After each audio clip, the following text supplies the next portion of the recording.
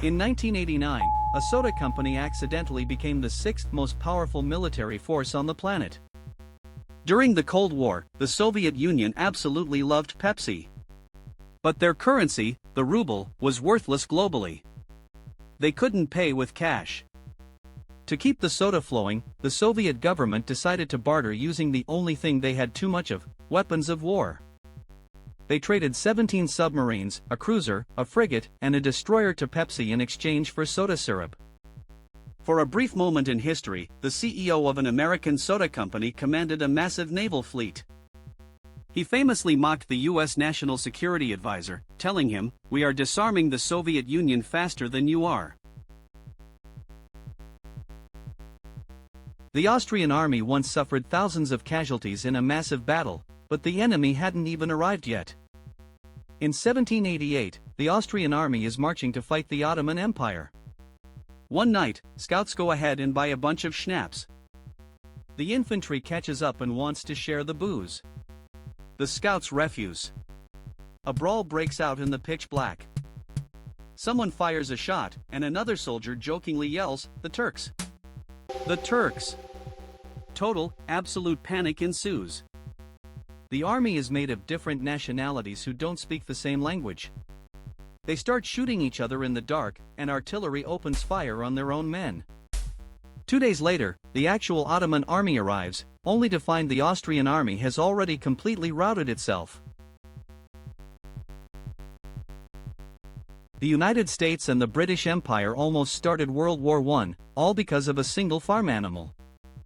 On a disputed island between Washington and Canada, an American farmer found a British-owned pig eating his potatoes. He shot the pig. The British authorities threatened to arrest the farmer. The Americans responded by calling in the military.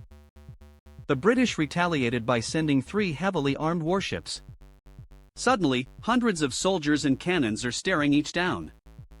Finally, leaders in London and Washington realized how stupid this was and ordered everyone to stand down. The only casualty was the pig. Going to war is dangerous. Unless you are the army of Liechtenstein. They are the only military in history to return from a war with more soldiers than they left with. In 1866, they sent exactly 80 men to guard a mountain pass. They saw absolutely zero combat. They basically just drank wine, smoked pipes, and hung out in the mountains for a few months. When the war ended, they packed up their gear and marched back home to their tiny country. They marched out with 80 men, but they returned with 81. Along the way, they made an Italian friend who just wanted to come live in Liechtenstein.